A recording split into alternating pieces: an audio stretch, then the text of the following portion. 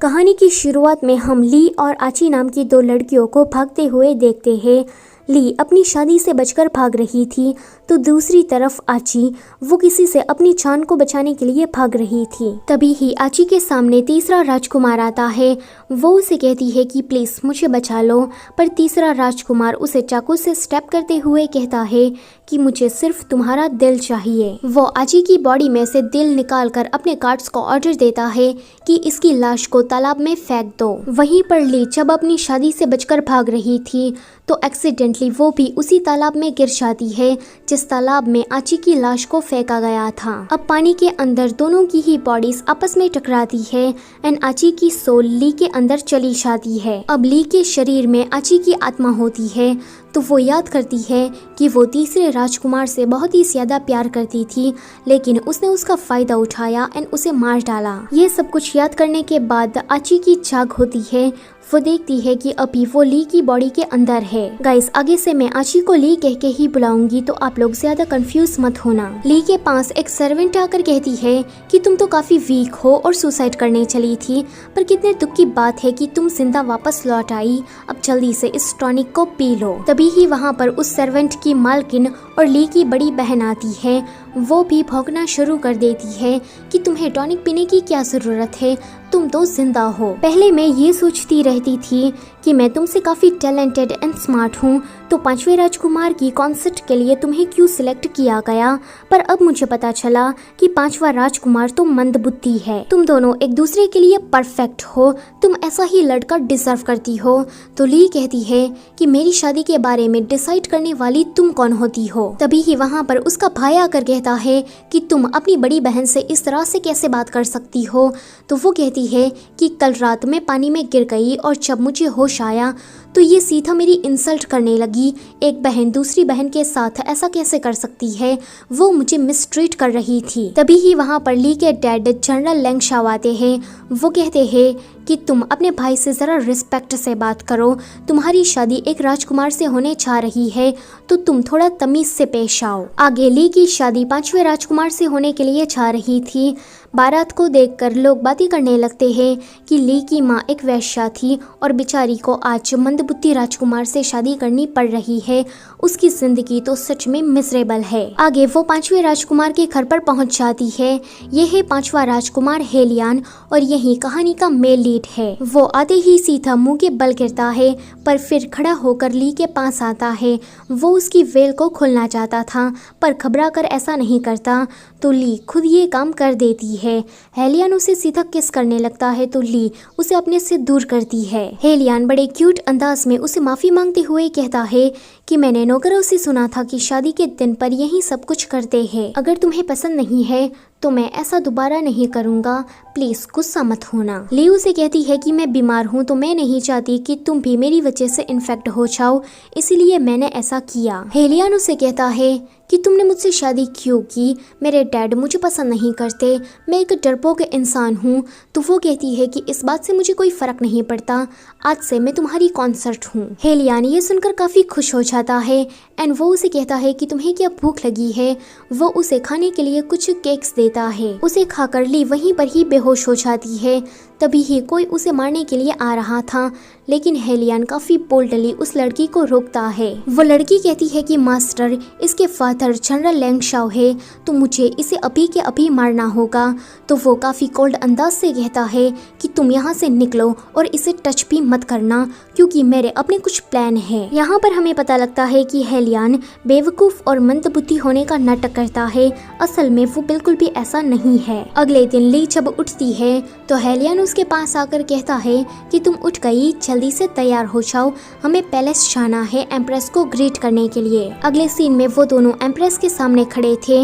Empress को ली का ये एटीट्यूड, उसका बिहेव बिल्कुल भी पसंद नहीं आता। तभी ही वहाँ पर छठा और तीसरा राजकुमार अपनी वाइफ के साथ आता है। तीसरे राजकुमार की वाइफ का नाम शुआन है। शुआन को पहले हार्ट डिसीज था, पर अब वो बिल्कुल ठीक लग रही थी। ली तीसरे राजकुमार को नफरत भरी निगाहों से देख रही थी।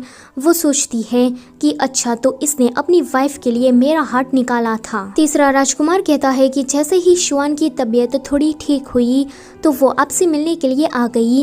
एम्प्रेस ये सुनकर बहुत ही ज्यादा खुश हो जाती है।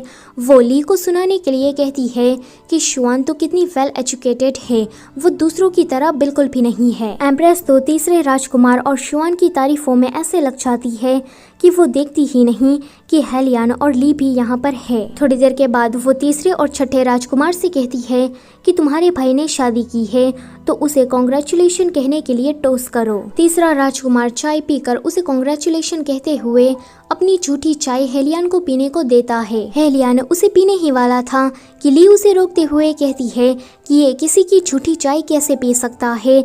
तो छठा राजकुमार बीच में टपक कर कहता है कि तुम तीसरे राजकुमार की इंसल्ट कर रही हो। ली कहती है कि तो तुम ये चाहते हो कि पांचवा राजकुमार किसी की झूठी चाय पिए। हेलियन ली को रोकने के लिए चाह रहा था, पर तभी ही छठा राजकुमार हेलियन को धक्का दे देता है। ली इस मौके का फायदा उठाकर चाय में कुछ मिलाकर छठे राजकुमार के ऊपर फेंकती है। वो हेलियन से पूछती है कि तुम ठीक हो, तो वो कहता है कि हाँ। तीसरा राजकुमार कहता है कि माना कि छठा राजकुमार थोड़ा मुंहफट है, पर ली को उसकी तरफ चाय इस तरह से फेंकनी नहीं चाहिए थी, आप ली को सजा दीजिए। तभी ही सभी लोग देखते हैं कि छठे राजकुमार का पूरा चेहरा बिगड़ गया है। वो खुद को देखकर कहता है कि ओए चुड़ैल, तुमने चाय में क्या मिलाया था। वो एम्प्रेस से कहता है कि आप इसे पकड़कर इसे टॉर्चर करें ताकि वो हमें एंटीडोट दे दे। ली कहती है कि वो छठे राजकुमार ही थे जो कि हमसे लड़ने के लिए आ गए थे। हेलियन को उसने धक्का दिया तो मुझे गुस्सा आ गया और मैंने उसके ऊपर चाय फेंक कर मारी। वैसे आप लोगों को ये क्यों लगता है कि मैंने कुछ चाय में मिलाया है?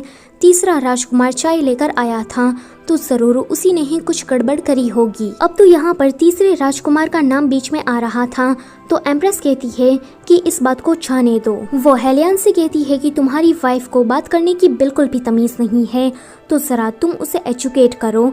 हेलियन ली को लेकर वहाँ से जा रहा था तो ली रुककर कहती है कि मेरा हस्बैंड इनोसेंट है, आप लोग उसे कितना भी बुली करो पर वो इस बात को दिल पर नहीं लेगा। वो भी एक रॉयल ब्लड है, तो आप लोग उसके साथ ऐसा कैसे कर सकते हो। आगे से मेरे हस्बैंड को किसी ने भी बुली किया तो मैं उसे आसानी से नहीं छोड़ूंगी। इतना कहकर ली हेलियन को लेकर वहाँ से चली जाती है। तीसरा राजकुमार सोचता है कि ये ली बहुत ही ज्यादा अजीब है, उसे जहर के बारे में इतना कुछ कैसे पता है। वो मुझे कुछ जानी पहचानी लगी। तभी ही आची की परछाई उसे पानी में दिखाई देती है तो वो डर जाता है। उसी वक्त पर ऊपर से उड़ता हुआ एक पक्षी उसके ऊपर पॉटी करके चला जाता है। यहाँ पर ली हेलियन को देखकर सोचती है कि ये इतना ज्यादा मंद बुद्धि भी नहीं लगता। हेलियन उसे कुछ खाना खिला रहा था तो वो कहती है कि मैं खुद से खा सकती हूँ। हेलियन कहता है कि माफ करना, तो वो कहती है कि देखो मैं तुम्हें डांट नहीं रही हूँ। तभी ही वहाँ पर एक बटलर आकर कहता है कि तुम दोनों को तीसरे राजकुमार ने अपनी वाइफ के जन्मदिन पर बुलाया है। ली हेलियन से कहती है कि शुआन प्राइम मिनिस्टर की बेटी है तो हमें उसके जन्मदिन को हल्के में नहीं लेना चाहिए, मैं उसके लिए कोई अच्छा सा गिफ्ट प्रिपेयर करूंगी। हेलियन कहता है कि ये तो अच्छी बात है। आगे शुआन के जन्मदिन पर जनरल लैंगशाओ आकर कहते हैं कि मैंने सुना है कि मेरी बेटी ली ने आपको ऑफेंड किया, तो मैं उसकी तरफ से आपसे माफी मांगता हूँ। तीसरा राजकुमार कहता है कि इसमें हम क्या ही कर सकते हैं, जैसा बाप वैसी बेटी। पर जनरल लैंगशाओ इस बात को ज्यादा माइंड नहीं करते एंड गिफ्ट देकर वहाँ से चले जाते हैं। उसके जाने के बाद वहाँ पर ये दोनों आते हैं। ली कहती है कि शुआन की तबीयत ठीक नहीं है, इसलिए मैंने उसके लिए एक सूप बनाया है। शुआन सूप को देखकर डर जाती है। तीसरा राजकुमार कहता है कि ये क्या है, तो ली कहती है कि हार्ट। शुआन को हार्ट डिसीज है तो इसलिए मैंने उसका सूप बनाया। तीसरा राजकुमार कहता है कि एक ह्यूमन का हार्ट देने की तुम्हारी हिम्मत भी कैसे हुई, तो ली कहती है कि मैंने कब कहा कि ये ह्यूमन का हार्ट है, ये तो एक कछुए का हार्ट है। ली तो यहाँ पर लड़ना शुरू ही कर देती है, पर हेलियन को अचानक से ही पेट में दुखने लगता है तो वो लोग वहाँ से चले जाते हैं। ली उसे पूछती है कि तुम्हें अचानक से ही पेट में क्यों दुखने लगा, तो वो स्माइल कर देता है। ली कहती है कि अच्छा तो तुम नाटक कर रहे थे, मैंने तो सच ही मान लिया था। वो उसे पूछता है कि लिया तुमने उसे ऐसा गिफ्ट क्यों दिया, तो वो कहती है कि उसके लिए वही बेस्ट था। हेलियन कहता है कि मुझे वो जगह बिल्कुल भी पसंद नहीं है एंड मैं जानता हूँ कि वो जगह तुम्हें भी पसंद नहीं आई। ली कहती है कि पर मुझे तो वहाँ पर और भी ज्यादा रुकना था, तो वो कहता है कि नहीं, अगर तुम वहाँ पर और भी ज्यादा रुकती तो वो सभी लोग तुम्हें बुली करते। ली को हेलियन की ये सारी बातें बहुत ही ज्यादा क्यूट लग रही थी। आगे वो दोनों किसी पेविलियन में लंच करने के लिए जाते हैं। उसी पेविलियन में ली के बड़े भाई बहन आते हैं तो हेलियन कहता है कि हमें उन दोनों को ग्रीट करने के लिए जाना चाहिए। तो वो कहती है कि मैं अकेले ही जाऊंगी, तुम अपना खाना एंजॉय करो। ली जब अपने भाई बहन के पास जाती है तो वो लोग तो आते ही सीधा ली की इंसल्ट करना शुरू कर देते हैं। उसका भाई कहता है कि तुम्हारी शादी 5वें राजकुमार से हो गई है, पर फिर भी तुम में तमीज़ नहीं आई। तुम्हें पता था कि हम दोनों यहाँ पर हैं, तो तुम हमें ग्रीट करने के लिए क्यों नहीं आई। हेलियन दूर से ये सारा नज़ारा देख रहा था। उसकी बहन उसे कहती है कि जब से इसकी शादी 5वें राजकुमार से हो गई है तब से ही ये काफ़ी ज़्यादा बदल गई है। पहले तो ये डरपोक चूहा हुआ करती थी, लेकिन अब तो देखो कितनी रूड और इम्पोलाइट हो गई है। ली उसे कहती है कि असली चूहा मैं नहीं बल्कि तुम लोग हो। तुम लोग तो छछूंदर से भी ज़्यादा गए गुजरे हो, क्योंकि तुम लोग अपने से कमज़ोर इंसानों को बुली करते हो। ये सुनकर ली के भाई को गुस्सा आता है। वो उसका गला पकड़ते हुए कहता है कि तुम्हारी शादी राजकुमार से हो गई तो अब क्या तुम हमसे जबान लड़ाओगी। हेलियन ली की मदद करने के लिए जाने वाला था, पर उससे पहले ही ली अपने भाई की आंखों पर एक जहर छिड़कती है। उसके भाई को दिखाई देना बंद हो जाता है। वो कहता है कि तुम मेरा मुकाबला नहीं कर सकी, इसलिए तुमने ऐसे गंदे ट्रिक्स मुझ पर यूज किए। ली कहती है कि ये तुम क्या कह रहे हो, मेरे पास तो कोई भी वेपन नहीं है, मैंने कुछ नहीं किया। तो उसकी बहन कहती है कि तुम ऐसे नहीं सुधरने वाली, मैं डैड को जाकर ये सारी बातें बता दूंगी। अगले सीन में ली सो रही थी और हेलियन कुछ ढूंढ रहा था। तो ली उसे कहती है कि तुम ये क्या कर रहे हो। तो वो कहता है कि मैं कोई गिफ्ट ढूंढ रहा हूँ। वो कहती है कि मेरे लिए। तो वो कहता है कि तुम्हारे लिए नहीं, किसी और के लिए। तो ली कहती है कि अब तुम ये मत कहना कि बाहर तुमने मेरे अलावा भी कोई लड़की रखी है। तो वो कहता है कि यहाँ पर तो कोई भी लड़की नहीं है। ली हेलियन की इस हरकत पर स्माइल कर देती है। वो कहता है कि मैंने नौकरों से सुना कि जनरल लैंग शाओ तुम्हें घर बुला रहे हैं। तुमने अपने भाई को हर्ट किया था तो वो तुम्हें सजा देंगे। तो मैं सोच रहा हूँ कि तुम उसे कोई अच्छा सा गिफ्ट देकर उसे शांत कराओ। ली कहती है कि तो तुम्हें ये लगता है कि उसमें मेरी गलती थी। तो वो कहता है कि नहीं, पर तुम अगर वहाँ जाओगी तो वो लोग तुम्हें परेशान करेंगे। तो ली कहती है कि तुम बेफिक्र रहो, मुझे कोई भी परेशान नहीं करेगा। तभी ही उन दोनों का एक आई कांटेक्ट होता है। ली शर्मा कर वहाँ से सोने के लिए चली जाती है। तो हेलियन उसके पास आकर कहता है कि लिया, क्या मैं तुम्हारे पास सो सकता हूँ। तीसरा राजकुमार कहता है कि लैंग शाओ अब उस मंद बुद्धि के साइड हो गया है। तो छठा राजकुमार कहता है कि इसे छोड़ो, आज से पहले किसी ने भी मेरी बेइज्जती इस तरह से नहीं की। तो तीसरा राजकुमार कहता है कि अगर वो मंद बुद्धि लैंग शाओ की साइड हो गया तो उसे मिलिट्री पावर मिल जाएगी। पर यहाँ एक मज़ेदार बात यह है कि लैंग शाओ अपनी ही बेटी ली को बिल्कुल भी पसंद नहीं करता। तो छठा राजकुमार कहता है कि उस चुड़ैल को ये लगता है कि 5वां राजकुमार उसे फेवर करेगा, पर जब वो मंद बुद्धि उस चुड़ैल का साथ नहीं देगा तो उसका तो सबके सामने तमाशा बन जाएगा।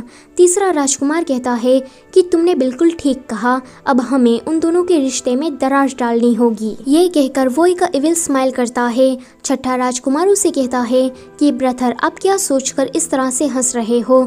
तो वो उसे अपना प्लान सुनाते हुए कहता है कि अब उस हेलियन की इज्जत सबके सामने मिट्टी में मिल जाएगी। दूसरी तरफ जनरल के मेंशन में लैंग शाओ ली से कहते हैं कि तुम्हारी जुर्रत भी कैसे हुई अपने ही भाई को जहर देने की, वो तुम्हारी वजह से अब अंधा हो गया है। ली उसे कहती है कि मैंने कुछ भी गलत नहीं किया, वही पहले मुझे हर्ट करने के लिए आ रहा था तो मैंने सेल्फ डिफेंस में ये सब कुछ किया है। अगर उस टाइम पर मुझे गुस्सा आ जाता ना तो मैं उसकी जान ही ले लेती। लैंग शाओ कहते हैं कि तुम्हारे भाई बहन ने तुम्हारा क्या बिगाड़ा है जो कि तुम उसके साथ ऐसा कर रही हो। तुमने अपने ही भाई को जहर देकर अंधा कर दिया, अब तुम उसे जान से मारने की बात कर रही हो। तुम्हारे अंदर इंसानियत नाम की चीज है कि नहीं। ली कहती है कि इतने सालों से वो लोग हर रोज मुझे बुली करते थे, तब आप लोग कहाँ थे। आप अभी जिस तरह से मुझे डांट रहे हो, क्या आपने उनको कभी डांटा। मैं भी आपकी बेटी हूँ। मेरी शादी जब 5वें राजकुमार से हुई तो मुझे लगा कि अब सब खत्म हो जाएगा, पर फिर भी वो लोग मेरी इंसल्ट कर रहे थे, वो भी सबके सामने। आप ये सारी बातें जानते हुए भी चुप रहे, आपने अपनी आंखें बंद कर ली। आप उनको डांटने की जगह पर अभी मुझे बातें सुना रहे हैं। आप तो सच में काफी रिडिकुलस है। तभी ही उसका भाई आकर कहता है कि डायन कही कि तुमने मुझे अंधा किया है, अब मैं तुम्हें जान से मार डालूंगा। तो लैंगशाओ कहते हैं कि तुम चुप रहो, पर फिर भी वो चुप होने का नाम नहीं लेता एंड कहता है कि अगर मैं मर गया तो मैं भूत बनकर तुम्हें हंट करूंगा। इतना कहकर वो रोने लगता है। लैंगशाओ से अपने बेटे की ये हालत देखी नहीं चाहती एंड वो ली के सामने झुककर एंटीटोड की मांग करते हैं। वो कहते हैं कि ये हमारी फैमिली में इकलौता वारिस है, प्लीज उसकी जिंदगी को बर्बाद मत होने दो और एंटीटोड दे दो। ली कहती है कि उस जहर का कोई भी एंटीटोड नहीं है, मैंने जो उसे जहर दिया है जैसे ही उसका असर खत्म हो जाएगा तो उसकी आंखें भी ठीक हो जाएगी। ली जाते जाते हुए ये कहती है कि अगर उन लोगों ने मुझे फिर से हर्ट करने की कोशिश की तो इस बार मैं जरा सी भी दया नहीं दिखाऊंगी। उसके डैड ली को इस तरह से देखकर कहते हैं कि लगता है कि मैं अपनी बेटी को जानता ही नहीं हूँ। ली जब घर वापस आती है तो उसे हेलियन कहीं भी नजर नहीं आता, तो वो किसी सर्वेंट से पूछती है। वो सर्वेंट उसे कहता है कि हाइनेस तो किसी ब्रॉथल में गए हैं। दूसरी तरफ छठा राजकुमार और तीसरा राजकुमार हेलियन को लेकर ब्रॉथल में आए थे। छठा राजकुमार कहता है कि तुम तो अपनी वाइफ के बिना बिल्कुल एक भीगी बिल्ली की तरह हो। वो लोग उसे जबरदस्ती ड्रिंक करवाना चाहते थे, तो हेलियन कहता है कि मुझे घर जाना है, लिया मेरा इंतजार कर रही होगी। वो लोग तुरंत उसे जबरदस्ती ड्रिंक करवा देते हैं। वो जब वहाँ से जाने की कोशिश करता है तो तीसरा राजकुमार उस कमरे में लड़की को बुलवाता है। वो लड़की आते ही सीधा हेलियन को बेड पर पटक देती है एंड ये दोनों दूर से उस नजारे को देख रहे थे। तीसरा राजकुमार कहता है कि अगर फादर को पांचवें राजकुमार के बारे में पता लग गया तो फिर उसकी इज्जत मिट्टी में मिल जाएगी। यह लड़की हेलियन के साथ जबरदस्ती करने की कोशिश कर रही थी। वेल ये जो लड़की है वो हेलियन की ही असिस्टेंट है। तभी ही वहाँ पर ली आकर उस लड़की को हेलियन से दूर करती है। ये दोनों कहते हैं कि ये तो और भी ज्यादा अच्छा हुआ वो अपनी ही वाइफ के सामने इस तरह से पकड़ा गया। ली हेलियन को डांटने ही वाली थी कि वो देखती है कि हेलियन को तो ड्रग्स दिया गया है। वो उसे लेकर बस चाह ही रही थी कि वो इन दोनों को भागते हुए देख लेती है। ली उन दोनों को देखकर कहती है कि तुम दोनों भी यहाँ पर मजे करने के लिए आए हो। तो छठा राजकुमार कहता है कि ओए चुड़ैल, हमारे रास्ते से दूर हट। ली कहती है कि अपने ही भाई के साथ तुम लोगों को इतने गंदे ट्रिक्स यूज करते हुए शर्म नहीं आती। तो तीसरा राजकुमार कहता है कि हमने कुछ नहीं किया, वही ड्रंक होकर लड़की की मांग कर रहा था। तुम हम पर इस तरह से इल्जाम नहीं लगा सकती। ली को उन दोनों पर इतना ज्यादा गुस्सा आता है कि वो नशे वाली ड्रिंक्स उन दोनों को पिलाकर हेलियन को लेकर वहाँ से चली जाती है। अब ये दोनों ही नशे में एक साथ में बेड पर गिरते हैं एंड ये वाला सीन यहीं पर ही कट होता है। ली हेलियन को लेकर घर आई थी। हेलियन को काफी ज्यादा गर्मी हो रही थी एंड वो बार बार ली के क्लोज जाने की ट्राई कर रहा था, पर वो खुद को रोक देता है। तो ली उसे कहती है कि तुम मर्द बनो। इतना कहकर वो उसे किस करने लगती है एंड फिर ये दोनों इंटीमेट होते हैं। अगले सीन में हेलियन कपड़े पहनते हुए कहता है कि लिया, आई एम सॉरी, मुझे तुम्हारे साथ ऐसा नहीं करना चाहिए था। तो ली उसे कहती है कि अब हम कपल है तो कपल्स में तो ऐसी चीजें होती रहती है, तुम्हें माफी मांगने की कोई जरूरत नहीं है। हेलियन कहता है कि तुम हमेशा ही मुझे योर हाइनेस कह के क्यों बुलाती हो, अब हमारी शादी हो चुकी है तो तुम मुझे अपने नाम से बुलाओ। ली उसे कहती है कि श्वानर कैसा रहेगा, तो वो कहता है कि ये नाम मुझे बहुत ही ज्यादा पसंद आया। वैसे लिया, मैं तुमसे प्यार करने लगा हूँ, उस तरह से नहीं पर दिल से। ये कहकर वो उसे किस करने के लिए आगे बढ़ ही रहा था कि एक अनाउंसमेंट होती है कि एम्परर उन दोनों को मिलने के लिए पैलेस बुला रहे हैं। एम्प्रेस तीसरे राजकुमार को डांटते हुए कहती है कि तुम पांचवें राजकुमार को गड्ढे में गिराने चले थे और तुम खुद ही गिर गए। एम्परर को इसके बारे में कुछ भी पता नहीं है तो तुम पता लगने भी मत देना। वैसे मुझे एक बात समझ में नहीं आ रही कि वो पांचवा राजकुमार तो मंदबुद्धि है तो तुम उसके पीछे क्यों पड़े हो। तो तीसरा राजकुमार कहता है कि हेलियन की शादी जनरल की बेटी से हुई है, इसका मतलब ये है कि उसे जल्दी ही मिलिट्री पावर मिलेगी। यहाँ ली और हेलियन दोनों ही एम्परर से मिलने के लिए चाहते हैं। तो एम्परर कहते हैं कि ली ने तो आते ही भगदड़ मचाकर रखी है, तुम एक राजकुमार हो तो तुम्हें उसे कुछ सिखाना चाहिए। हेलियन कहता है कि माफ करे, ये मेरी गलती है। तो एम्परर कहते हैं कि तुम सिर्फ मंदबुद्धि ही नहीं बल्कि चोरों के गुलाम भी हो, तुम अपना एक फैमिली मैटर नहीं संभाल सकते। जरा देखो अपने आप को, तुम एक राजकुमार बनने के लायक नहीं हो, गुड फॉर नथिंग। हेलियन फिर से माफी मांगता है कि ये मेरी गलती है। तो ली कहती है कि नहीं, इसमें शॉनर की कोई भी गलती नहीं है, जो किया है वो मैंने किया है, तो आप सज़ा मुझे दीजिए। एम्परर कहते हैं कि तुम्हारी ज़बान तो बहुत ही ज़्यादा तेज़ है। तभी ही कोई हमलावर किंग पर हमला करने वाला था, पर हेलियन बीच में आ जाता है। ली देखती है कि हेलियन को जो खंजर लगा है उस पर तो जहर लगा हुआ है, तो वो जल्दी से उसकी बॉडी में से जहर निकालने लगती है एंड दोनों ही थोड़ी देर के बाद बेहोश हो जाते हैं। अगले सीन में हेलियन अपनी माँ का नाम नींद में ले रहा था, तो ली उसे कहती है कि डरो मत शॉनर, मैं तुम्हारे पास हूँ। वो सभी लोग तुम्हें मंदबुद्धि कहते हैं, पर मुझे ऐसा नहीं लगता, तुम काफ़ी प्योर हो, और जो चीज़ सबसे ज़्यादा मैटर करती है वो प्योरिटी ही है, और वो तुम में कूट कूट कर भरी है। तभी ही हेलियन को होश आ जाता है। ली उसे कहती है कि तुम्हें कहीं दर्द हो रहा है, तो वो कहता है कि क्या तुम ठीक हो? तो वो कहती है कि मैं तो ठीक हूँ, पर तुम कितने बेवकूफ़ हो, तुम्हें वो खंजर अपने ऊपर लेने की क्या ज़रूरत थी? हेलियन कहता है कि क्या फादर ठीक है? वो कहती है कि हाँ, तुम्हारे फादर और मैं बिल्कुल ठीक हूँ, अभी तुम्हें अपनी फिक्र करनी चाहिए। इतना कहकर ली उसके लिए दवा बनाने के लिए चली जाती है। उसके जाने के बाद हेलियन उठता है तो उसके पास उसकी असिस्टेंट आती है। वो कहती है कि हमलावर का कोई पता नहीं लग रहा, पर जो हथियार यूज हुआ वो म्याऊ कबीले वाले लोग यूज करते हैं। हेलियन कहता है कि बस इतना ही, अगर तुम्हारे पास और कोई इन्फॉर्मेशन नहीं है तो तुम जा सकती हो। वो कहती है कि मास्टर आप ठीक तो है ना? तो वो कहता है कि मैंने तुमसे कितनी बार कहा कि अपने काम से काम रखा करो। दूसरी तरफ ली भी अपने तरीके से पता लगाने की कोशिश कर रही थी कि वो हमला आखिर में किसने किया। वो जब जंगल के रास्ते से जा रही थी तो कुछ हमलावर उसके सामने आ जाते हैं। ली उन लोगों से खुद को बचा रही थी, पर जैसे ही एक हमलावर उसे मारने के लिए जा रहा था तो हेलियन अपना गेटअप चेंज करके उसे बचाने के लिए पहुंच जाता है। हेलियन उन सभी को मारने के बाद ली से पूछता है कि तुम ठीक हो? तो वो कहती है कि थैंक यू मेरी मदद करने के लिए। इतना कहकर वो जाने लगती है तो हेलियन उसके पीछे आते हुए कहता है कि तुम अकेली जंगल में कर क्या रही हो, क्या मैं तुम्हें ज्वाइन कर लूं? ली उसकी बातों पर ध्यान नहीं देती तो वो कहता है कि तुम्हें मेरे फेस के बारे में क्या लगता है? ली उसे कहती है कि तुम मुझे फॉलो करना बंद करो। तो हेलियन कहता है कि तुम तो काफ़ी घमंडी हो, पर मुझे ये तुम्हारा एटीट्यूड काफ़ी पसंद आया, आई एम इम्प्रेस्ड। ली जब पीछे मुड़कर उसका चेहरा देखती है तो उसे ऐसा लगता है कि ये हेलियन है, इसलिए वो उसकी चोट को देखकर ये बात कंफर्म करना चाहती थी। पर हेलियन उससे दूर करके कहता है कि क्या तुम दिन दहाड़े मेरी इज्जत लूटना चाहती हो? माना कि मैंने तुम्हारी मदद की, पर इसका मतलब ये नहीं है कि तुम खुद को मुझे सौंप दो। इतना कहकर वो वहाँ से भाग जाता है। ली घर आकर हेलियन से कहती है कि जल्दी से अपने कपड़े उतारो।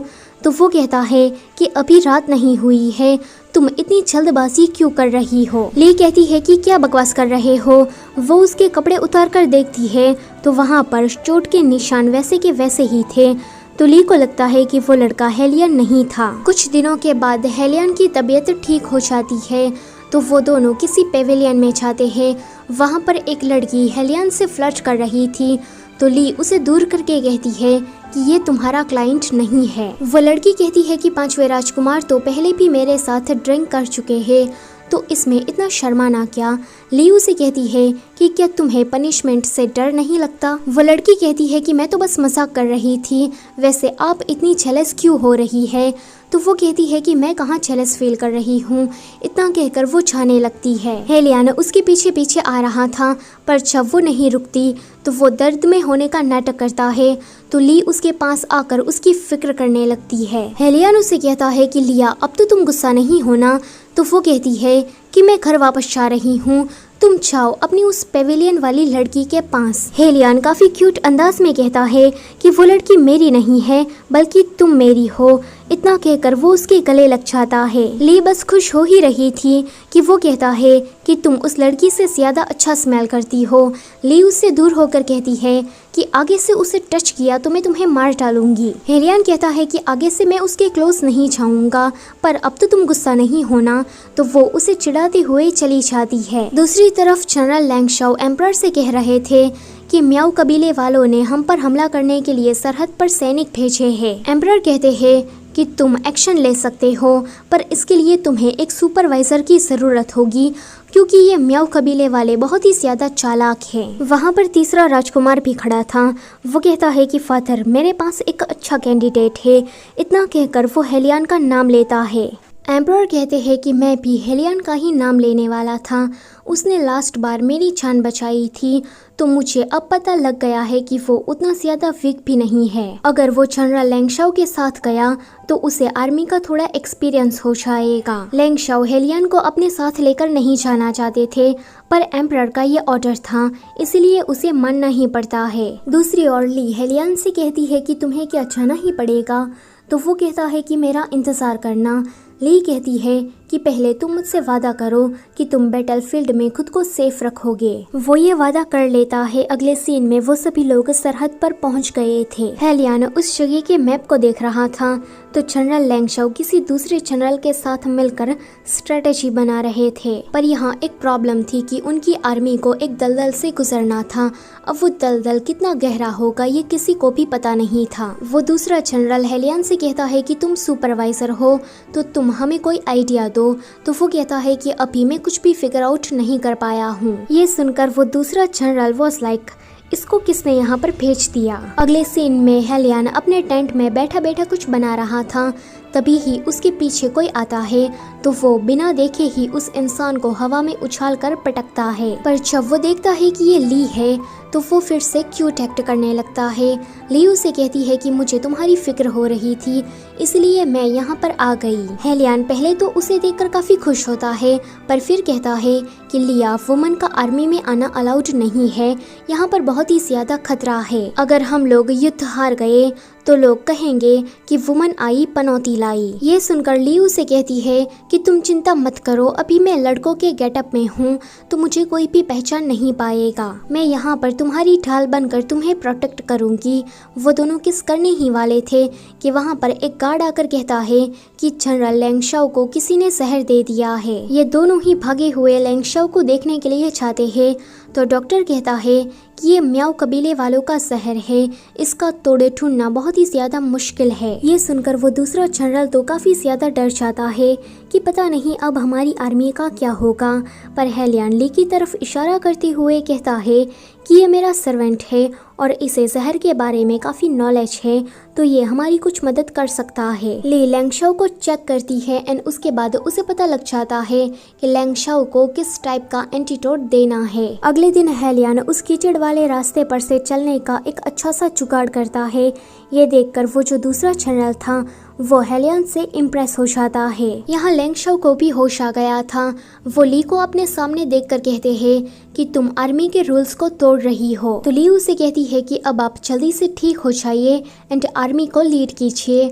तभी ही वहाँ पर दूसरा जनरल आकर उसे एक गुड न्यूज सुनाता है कि 5वें राजकुमार ने कीचड़ में से जाने का रास्ता ढूंढ निकाला है। वो सभी लोग काफी खुश हो रहे थे क्योंकि अब तो उनकी जीत पक्की है। जब दूसरा जनरल वहाँ से चला जाता है तो लेंगशाओ हेलियन से कहते हैं कि तुम मेरी बेटी का ध्यान रखना। दूसरी तरफ हम तीसरे राजकुमार और एम्प्रेस को देखते हैं।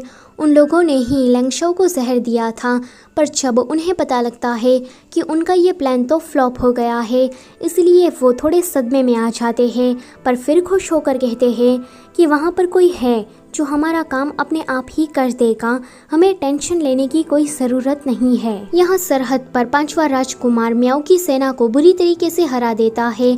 लेंगशाओ का गार्ड आकर उसे खबर देता है कि हमारी जीत हुई है। लेंगशाओ कहते हैं कि हर कुत्ते का दिन आता है, मुझे पता नहीं था कि हेलियन इतना ज्यादा काबिल होगा। रात में वो लोग म्याओ कबीले के सरदार को पकड़कर लाते हैं, उसके साथ एक प्रिस्ट भी था। सरदार कहते हैं कि मेरी क्या गलती है कि आप लोगों ने मुझे इस तरह से अरेस्ट कर लिया है।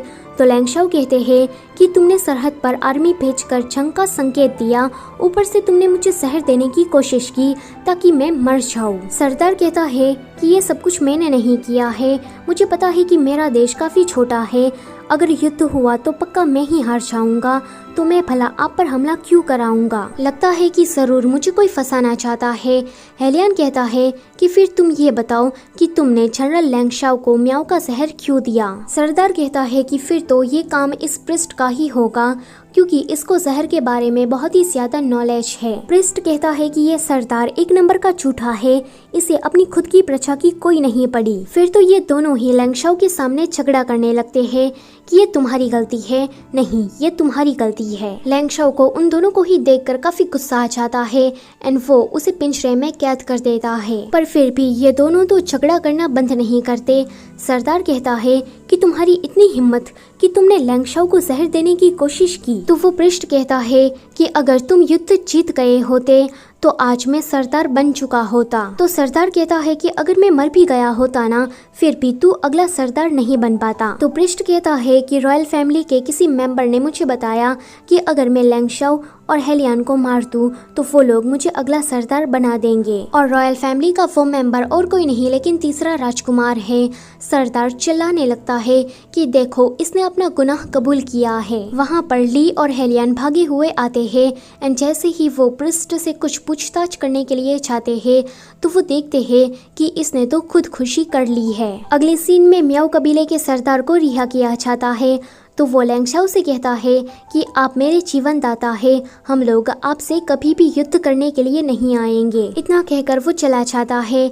लैंगशाओ हेलियन और ली को इन सभी चीजों के लिए थैंक यू कहते हैं। यहाँ इन दो बाप बेटी का रिश्ता भी ठीक हो जाता है। अगले सीन में ये सभी लोग जीत कर पैलेस वापस आते हैं तो एम्परर 5वें राजकुमार को जनरल का टाइटल देते हैं। ये सुनकर तो भाई तीसरे राजकुमार की पूरी छलकर राख हो जाती है। अगले सीन में हेलियन घर आकर ली को ये खबर सुनाता है कि अब वो पहले वाला मंदबुद्धि इंसान नहीं रहा, अब वो एक 4th रैंक जनरल बन चुका है। ली भी खुश हो जाती है पर वो सीरियस होकर सोचती है कि अभी मुझे अपनी मौत का बदला तीसरे राजकुमार से लेना है। अगले सीन में पूरी इंपीरियल फैमिली साथ में बैठकर लंच कर रही थी। एक गार्ड आकर एम्परर से कहता है कि यूजू सिटी में प्लेग रोग फैल गया है और अभी तक उसका कोई इलाज नहीं हुआ है। एम्परर कहते हैं कि इतना सब कुछ हो गया और किसी ने मुझे बताया भी नहीं। वो गार्ड कहता है कि तीसरे राजकुमार ने इन्फेक्टेड लोगों को किसी दूसरी जगह पर भेज दिया जिस वजह से वहाँ पर भी प्लेग रोग फैल गया। प्लीज आप कुछ करिए क्योंकि लोग मर रहे हैं। एम्परर तीसरे राजकुमार से कहते हैं कि मैंने तो तुम्हें कितना काबिल समझा था पर तुम तो निकम्मे निकले। तुम जानते भी हो क्या कि तुम्हारी वजह से कितनों की जान गई है। तो वो माफी मांगते हुए कहता है कि ये मेरी गलती है, प्लीज मुझे माफ करें। एम्परर कहते हैं कि माफी मांगने से क्या होगा, तुम्हारे पास लोगों को बचाने के लिए क्या कोई प्लान है। तीसरा राजकुमार कुछ भी नहीं बोल पाता तो ली खड़ी होकर कहती है कि हमें इन्फेक्टेड लोगों को आइसोलेशन में रखना चाहिए। यहाँ पर वो लॉकडाउन और क्वारंटीन वाला ही आइडिया एम्परर को सुनाती है जो कि एम्परर को ये आइडिया काफी पसंद आता है। वो पीड़ित लोगों की मदद करने के लिए पैसों का एक फंड उसे देने का ऑर्डर देते हैं। तो ली कहती है कि मैं भी कुछ सिल्वर टेल उस फंड में छोड़ना चाहती हूँ। एम्परर खुश होते हुए कहते हैं कि ये तो और भी ज्यादा अच्छी बात है। तीसरा राजकुमार तुरंत बोल पड़ता है कि मैं भी अपने कुछ पैसे दूंगा। तो एम्परर कहते हैं कि तुम तो चुप ही रहो बेवकूफ कहीं के, आज से ही तुम अपने पैलेस में नजर बंद रहोगे और मेरी परमिशन के बिना बाहर नहीं निकलोगे। अब तो भाई तीसरे राजकुमार का चेहरा देखने लायक था, उसे ली पर काफी ज्यादा गुस्सा आ रहा था। अगले दिन यूजू सिटी में ली और हेलियन मिजरेबल लोगों की मदद करने के लिए पहुंच जाते हैं। जहां जाकर वो देखते हैं कि कुछ सैनिक एक माँ बेटे को जबरदस्ती पकड़कर अंदर लेकर जा रहे हैं। वो औरत हेलियन के पास आकर कहती है कि हम माँ बेटों को कुछ भी नहीं हुआ है, अगर हम यहाँ पर रहे तो हम भी इन्फेक्टेड होकर मारे जाएंगे, तो प्लीज आप लोग हमें बाहर जाने दीजिए। ली उन माँ बेटों को चेक करती है जो कि उन्हें कुछ नहीं था तो हेलियन उसे बाहर जाने का ऑर्डर दे देता है। जब वो दोनों जा रहे थे तो हेलियन और ली एक बात नोटिस करते हैं कि उन दोनों के ही पास एक जेड पेंडेंट है। आगे ली और हेलियन लोगों की मदद करने में लग जाते हैं। रात में ली कुछ ड्रॉ कर रही थी तो हेलियन उसके पास आकर उसे देखने लगता है। वो कहती है कि श्वानर तुम कब आए, अगर आ गए थे तो मुझे बता देना चाहिए था ना।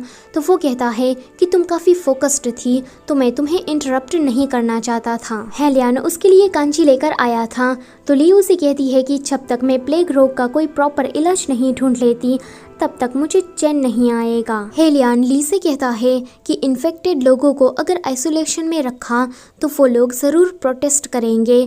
तो ली उसे कहती है कि प्लेग को रोकने का बस यही एकमात्र रास्ता है। अगर हालात और भी ज्यादा बिगड़े तो वो लोग अपने किसी फैमिली मेंबर्स को गवा देंगे। ऐसे हालातों में हमें शांति से काम लेना चाहिए।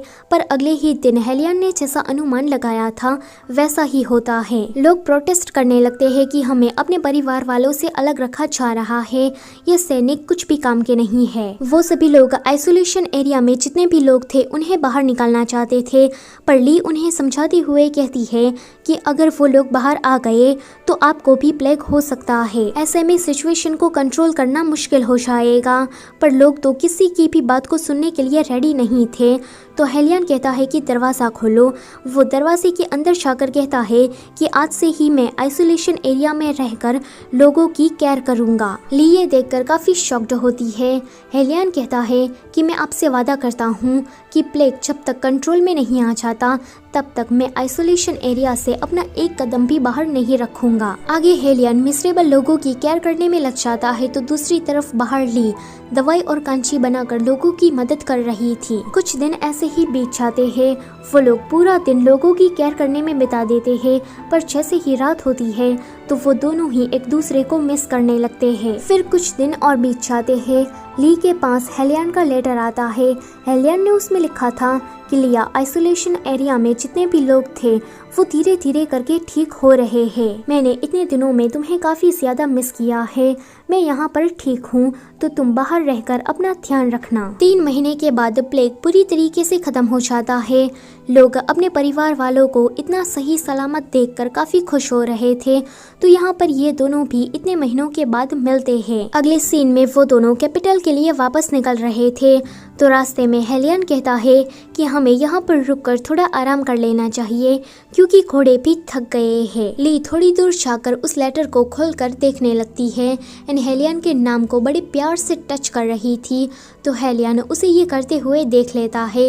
ली उसे कहती है कि तुमने क्या देखा? वो कहता है कि मैं क्यों बताऊं। ऐसे में ही ये दोनों यहाँ पर थोड़ी मस्ती वगैरह कर लेते हैं। अगले सीन में वो दोनों बैठकर इस ब्यूटीफुल सीनरी को देख रहे थे।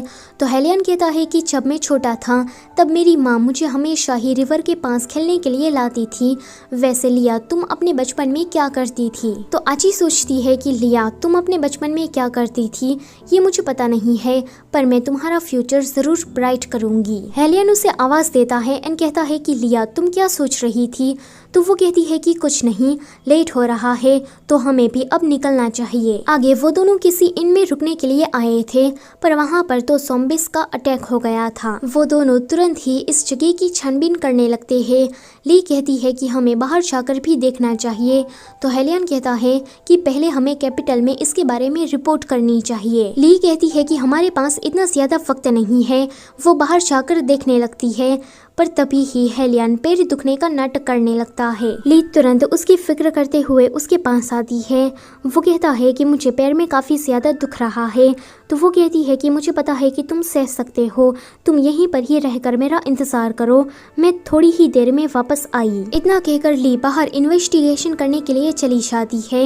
हेलियन बस लिया लिया चिल्लाता रह जाता है। ली के वहाँ से जाने के तुरंत बाद उसकी असिस्टेंट आकर कहती है कि मास्टर आप हर्ट हुए हैं तो मैं आपके लिए दवाई लेकर आई हूँ। हेलियन खड़ा होकर कहता है कि तुमने ऐसा सोच भी कैसे लिया कि मुझे इतनी जल्दी चोट लग जाएगी? वैसे मैंने जो तुम्हें काम दिया था क्या तुमने उस काम को पूरा किया? तो उसकी असिस्टेंट कहती है कि मैंने ली के बैकग्राउंड के बारे में चेक करवाया, मुझे उसमें कुछ भी वियर्ड नहीं लगा। हेलियन उससे पूछता है कि फिर तीसरे राजकुमार के साथ ली का क्या रिश्ता है? तो वो कहती है कि कुछ भी नहीं, मेरे ख्याल से तो ली आपसे शादी करने से पहले तीसरे राजकुमार से कभी मिली भी नहीं होगी। हेलियन कहता है कि फिर ली हमेशा ही तीसरे राजकुमार को बेइज्जत करने में और नीचे गिराने में क्यों लगी रहती है? कहीं वो ये सब कुछ मेरी वजह से तो नहीं कर रहीना, उसकी असिस्टेंट उसे उसके कपड़े देती है एंड फिर क्लोज आते हुए कहती है कि बाहर काफी ज्यादा खतरा है, तो मैं आपको सीक्रेटली प्रोटेक्ट करना चाहती हूँ। हेलियन छत से उसे दूर होते हुए कहता है कि मैंने तुमसे कितनी बार कहा है कि तुम अपने काम से काम रखा करो और मैं खुद को प्रोटेक्ट कर सकता हूँ, तुम्हें मेरी चिंता करने की कोई जरूरत नहीं है। यहाँ ली किसी के घर में आई थी जहाँ पर ज़ॉम्बी अटैक चल रहा था। ली लोगों को बचाने के लिए उन ज़ॉम्बी से भिड़ जाती है, पर उसकी खुद की जान इसमें खतरे में आ जाती है। तभी ही वहाँ पर हेलियन आकर उसकी मदद करता है। ली कहती है कि तुम फिर से, आखिर में तुम हो कौन जो कि हर जगह टपक जाते हो? तो वो कहता है कि मेरा नाम चिंगरू है और मुझे दुनिया घूमना बहुत ही ज्यादा पसंद है। ये तो इत्तेफाक से हम दोनों यहाँ पर फिर से मिल गए। ली उसे कहती है कि मुझे ऐसा क्यों लगता है कि तुम मेरा पीछा कर रहे हो? तो वो कहता है कि मैं यहाँ पर ज़ॉम्बीज़ के बारे में इन्वेस्टिगेशन करने के लिए आया हूँ, मैं भला तुम्हारा पीछा क्यों करूँगा? वैसे अभी अभी मैंने तुम्हारी जान बचाई है, तो तुम्हें मुझे थैंक्स कहना चाहिए। वो थैंक्स कहकर बाहर जा रही थी तो एक चियान फेंग नाम का बंदा आता है। वो खुद का इंट्रो देते हुए कहता है कि मैं बचपन से ही इसी जगह पर रहा हूँ, मेरी फैमिली शिकारी है और हम लोग ऐसे ही अपना गुजारा चलाते हैं। यहाँ पर आप लोगों ने जितने भी ज़ॉम्बी देखे वो सारे विलेजर है, हमें जल्द से जल्द इस जगह को छोड़कर चले जाना चाहिए। अगले सीन में चियान फेंग उन दोनों को लेकर किसी उबड़ खाबड़ रास्ते से जा रहा था तो हेलियन ली से कहता है कि तुम चाहो तो मेरा हाथ पकड़ सकती हो, वरना तुम गिर भी सकती हो। तो वो कहती है कि जरूरत नहीं है। अगले सीन में चियान फेंग उन दोनों को लेकर किसी गुफा में आता है एंड कहता है कि ये जगह मैंने ज़ॉम्बी से बचने के लिए बनाई है, यहाँ पर खाने पीने से लेकर सोने तक का सामान है। ली को ठंड लग रही थी तो हेलियन उसे अपना क्लॉक उठाता है, पर वो सीधा उसे मना कर देती है। चियान फेंग ली को लेकर आग के पास आता है ताकि वो खुद को गर्म कर सके, लेकिन हेलियन ये देखकर कहता है कि तुम जानते नहीं हो कि ये 5वें राजकुमार की कॉन्सर्ट है, तुम उसका हाथ ऐसे ही नहीं पकड़ सकते। तो चियान फेंग माफी मांगने लगता है कि मुझे पता नहीं था। अगले सीन में ली सो चुकी थी, उसे एक बुरा सपना आता है जहाँ पर तीसरा राजकुमार हेलियन को मार देता है तो वो शुआनर शुआनर कहते हुए उठती है। हेलियन ये सुनकर स्माइल करता है एंड कहता है कि लगता है कि तुमने कोई बुरा सपना देखा है, मैंने सुना कि तुम किसी शुआनर का नाम ले रही थी, तो वो कौन है? ली कहती है कि ये जानकर तुम क्या करोगे, पर तभी ही उन लोगों को इस गुफा में से एक और नई गुफा मिलती है। वहाँ पर ये लोग एक ज़ॉम्बी को पड़ा हुआ देखते हैं। ली उसे चेक करती है एंड कहती है कि इसको तो जहर दिया गया है। वो लोग यहाँ पर एक बात नोटिस करते हैं कि यहाँ पर बहुत सारा अजीबोगरीब सामान रखा है, जो कि ये सामान ज़ॉम्बी बनाने के लिए ही यूज होता होगा। अगले सीन में वो सभी लोग अपनी गुफा में वापस आ जाते हैं। हेलियन ली से पूछता है कि तुम काफी ज्यादा अच्छी हो, फिर तुमने उस मंदबुद्धि राजकुमार से शादी क्यों की? ली उसे कहती है कि तुम मेरे ही सामने मेरे पति को इस तरह से कैसे कह सकते हो, तुम्हारी ये कहने की हिम्मत भी कैसे हुई? तो वो कहता है कि मैं तो बस मजाक कर रहा था, पर मैं सच में एक बात जानने के लिए काफी क्यूरियस हूँ कि तुमने उसे पसंद कैसे किया। तो ली उसे कहती है कि सभी लोग शुआनर को काफी डम्ब और सिली समझते हैं, पर मैं ऐसा नहीं सोचती। मेरी नज़रों में वो काफ़ी वार्म एंड जेंटल है। मुझे कोई फ़र्क नहीं पड़ता कि लोग उसके बारे में क्या सोचते हैं, जब तक वो मुझे पसंद करता है तब तक मैं उसके साथ रहूंगी। ये सुनकर हेलियन तो ब्लश करने लगता है, पर फिर कहता है कि जरा देखो तो नसीब भी किसी कथे का साथ दे रहा है। तो ली कहती है कि तुमने फिर से शुआनर को ऐसा कहा। ली के पास ज़ॉम्बी आकर अटैक करने लगता है तो हेलियन उसे बचाता है। ली को इसमें थोड़ी चोट लग गई थी तो वो उसे कहता है कि मैं थोड़ी देर के लिए तुमसे दूर क्या गया कि तुमने अपने आप को हर्ट कर लिया। ली को बैठना था तो हेलियन उसे कहता है कि तुम्हारी चोट अभी तक हील नहीं हुई है तो तुम्हें आराम करना चाहिए। जब वो उसे लेटाने के लिए जा रहा था तो सिचुएशन ऑकवर्ड सी हो जाती है। ली झट से हेलियन को दूर करती है एंड सोचती है कि लगता है कि मुझे शुआनर की ज्यादा ही याद आ रही है, इसलिए मेरे साथ ऐसा हो रहा है। यहाँ पर हेलियन सोच रहा था कि मैं चिंगरू बनकर ज्यादा ली को प्रोटेक्ट नहीं कर पाऊंगा, मुझे हेलियन को ही वापस लेकर आना होगा। इतना सोचकर वो गुफा के बाहर जा रहा था तो ली उसे रोककर कहती है कि अगर तुम 5वें राजकुमार से मिलो तो उसे कहना कि मैं ठीक हूँ। आगे ली और चियान फेंग गुफा में अकेले थे। ली चियान फेंग से पूछती है कि सारे विलेजर गांव छोड़कर चले गए तो तुम अभी तक यहाँ पर क्यों हो? तो वो कहता है कि मैं अपनी फैमिली का इंतजार कर रहा हूँ। वो लोग यूसू सिटी गए हैं, पर जब से प्लेग रोग होने की खबर आई है तब से ही हम लोग टच में नहीं है। चान फेंग की ये बातें सुनकर वो सोचती है कि चान फेंग अपनी फैमिली से दूर रहकर बहुत ही ज्यादा परेशान है। मैं भी श्वानर को अकेला छोड़कर आई हूँ तो वो भी जरूर मेरे लिए चिंता कर रहा होगा। तभी ही गुफा के अंदर कुछ ठग आने लगते हैं। ये ठग लोगों को ज़ॉम्बी बनाने का काम करते हैं। ली उन लोगों को दूर से ही देख रही थी कि वो लोग क्या प्रोसेस कर रहे हैं, पर तभी ही चान फेंग एक्सपोज हो जाता है तो एक बंदा चान फेंग को मार डालता है। चान फेंग के मरने के बाद इनके हाथ ली भी लग जाती है।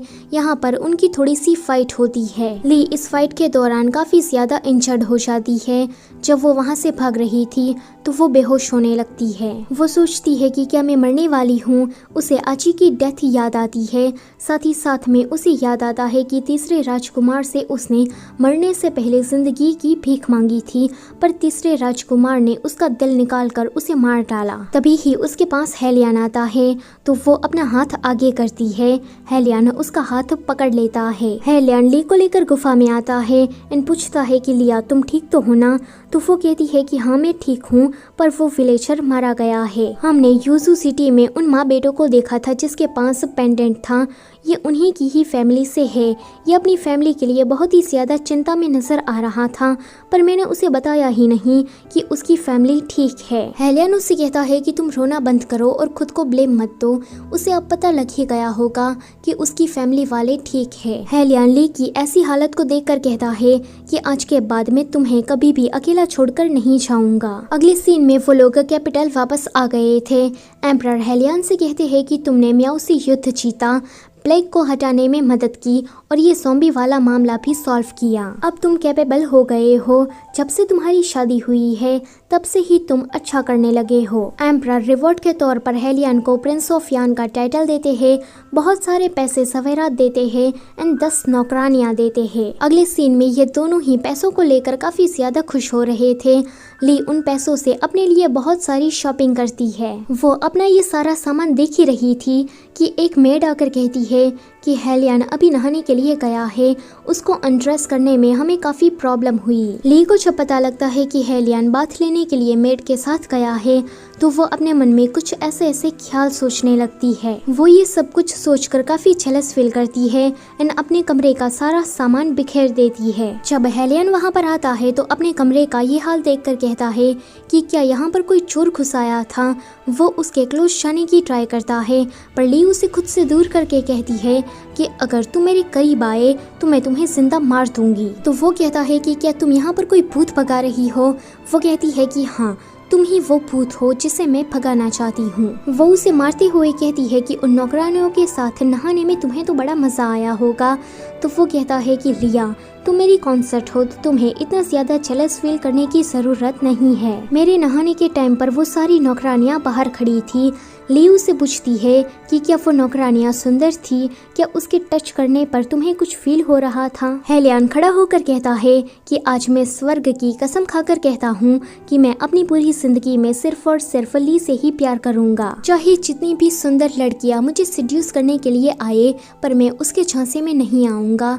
ये सुनकर ली हंसने लगती है। हेलियन उसे कहता है कि मुझे पैसे वगैरह ये नौकरानियां नहीं चाहिए, मुझे बस तुम्हारे साथ शांति से रहना है। ली उसे कहती है कि तुम्हें ये नहीं कहना चाहिए, तुमने पिछले दिनों में काफी मेहनत की है तो तुम इस चीज को डिजर्व करते हो। हेलियन कहता है कि फिर भी मुझे तुम्हारे साथ पहाड़ों में रहने के लिए जाना है, जहाँ पर हम दोनों के अलावा और कोई ना हो।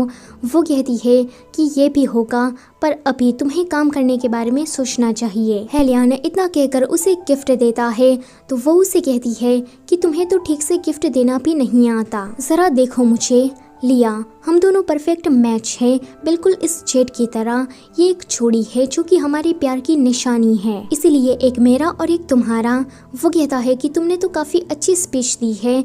वो कहती है कि सिर्फ तालियां ही मत बजाओ, अब तुम्हें भी ये सारी लाइंस बोलनी है। हेलियन कहता है कि लिया, हम दोनों परफेक्ट मैच है। बस इतना कहते ही उसकी गाड़ी अटक जाती है।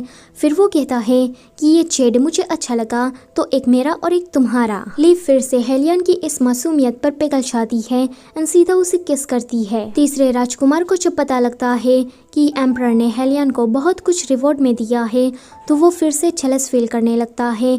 अगले ही दिन वो अपने बड़े भाई के पास जाकर कहता है कि ली की वजह से आजकल ये हेलियन कुछ ज़्यादा ही हवा में उड़ने लगा है, तो आप उसका कुछ कीजिए। उसका बड़ा भाई कहता है कि उस लड़की को देखकर तो मुझे किसी की याद आती है और उस लड़की को तुम भी अच्छे से जानते हो। यहाँ पर वो आची के बारे में बात कर रहा था। तीसरा राजकुमार हेलियन को कॉन्ग्रेचुलेशन कहने के लिए आया था, तो ली उसे कहती है कि तुम उसे उसके नाम से क्यों बुला रहे हो, अब वो प्रिंस ऑफ यान है, तो तुम उसे थोड़ी रिस्पेक्ट से बात करो। तीसरा राजकुमार कहता है कि तुमने तो ठीक कहा, वो उसे प्रिंस ऑफ यान कह के ही ग्रेट करता है। तो ली उसे कहती है कि क्यों, अब तुम्हें जलन हो रही है ना?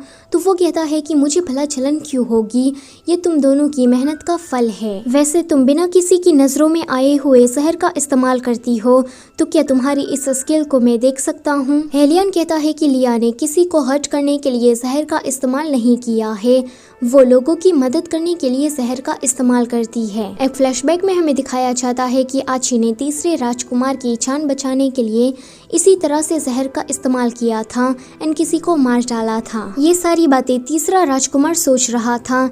यहाँ पर उसे शक हो गया था कि ली शायद आची होगी, इसलिए वो उसे जानबूझकर प्रोवोक करता है। पर जब ली कोई भी रिएक्ट नहीं करती, तो उसे पता लग जाता है कि ये आची नहीं हो सकती। अगले सीन में ये दोनों अपनी डेट पर आए थे। ली उसे कहती है कि मुझे तुम्हारे साथ पर्वतों पर रहने के लिए जाना है और एक आम जिंदगी बितानी है। ये सुनकर हेलियन बहुत ही ज्यादा खुश हो जाता है। वो उसे कहता है कि मुझसे वादा करो कि हम दोनों हमेशा साथ रहेंगे। तो वो उसे कहती है कि जब तक तुम मुझे पसंद करते हो तब तक मैं तुम्हें छोड़कर नहीं जाऊंगी। इन दोनों का स्वीट मोमेंट चल ही रहा था कि वहाँ पर कुछ हमलावर आ जाते हैं। ली उन हमलावरों से फाइट करती है और इस फाइट के दौरान वो अपनी जहर फेंकने वाली स्किल का इस्तेमाल करती है। इससे वो सारे हमलावर वहाँ से भाग जाते हैं।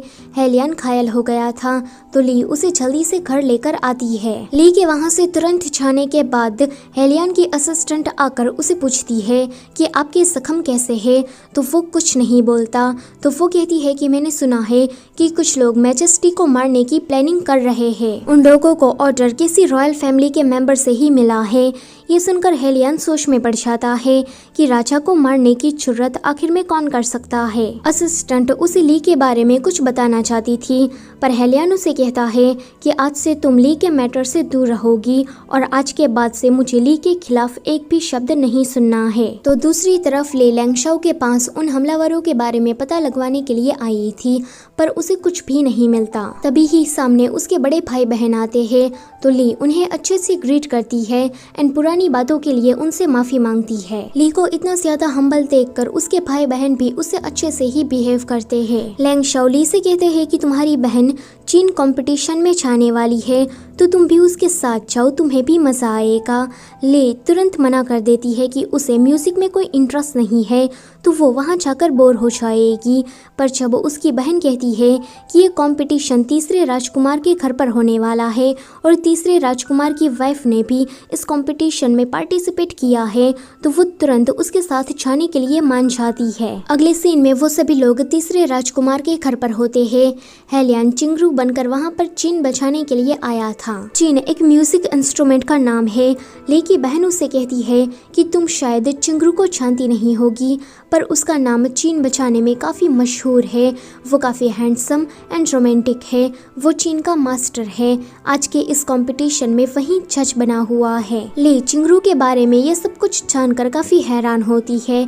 अगले सीन में कंपटीशन शुरू हो जाता है। ली यहाँ पर एक फ्लैशबैक को याद करती है, जहाँ पर वो तीसरे राजकुमार के लिए अपनी जान पर खेलकर इस चीन को लाई थी, जिसका नाम था लूनार। आज तीसरे राजकुमार की वाइफ लूनार से ही म्यूजिक बजा रही थी, तो ली उसे देखकर कहती है कि जो चीज मेरी है मैं उसे वापस लेकर ही रहूंगी। तीसरा राजकुमार अपनी वाइफ की तारीफ करते हुए कहता है कि शुआन ने आज बहुत ही ज्यादा अच्छा म्यूजिक बजाया है। ये सुनकर ली उससे बहस करने लगती है कि तुम्हारी वाइफ के पास तो लूनर है, तो कैसा भी म्यूजिक बजाओ अच्छा ही लगेगा, पर मेरी बहन ने एक नॉर्मल से चीन से इतना ज्यादा अच्छा म्यूजिक बजाया, पर तुमने इस पर तो ध्यान नहीं दिया। ये एक फेयर कंपटीशन है, तो यहाँ पर कोई भी नेपोटिज्म वाला गेम नहीं होगा।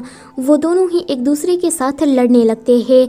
तो हेलियन उन दोनों को चुप करा कर कहता है कि तुम दोनों डिसाइड करने वाले होते कौन हो, मैं यहाँ पर जज हूँ। वो आगे आकर सभी के सामने रिजल्ट अनाउंस करता है कि ली की बहन इस कंपटीशन में जीत गई है। तभी ही वहाँ पर राजा की तरफ से ये डिक्री आती है कि कल चिंगरू को लूनर को बचाकर राजा को एंटरटेन करना है। अगले सीन में ये दोनों घर वापस जा रहे थे। हेलियन के हाथ में लूनर थी।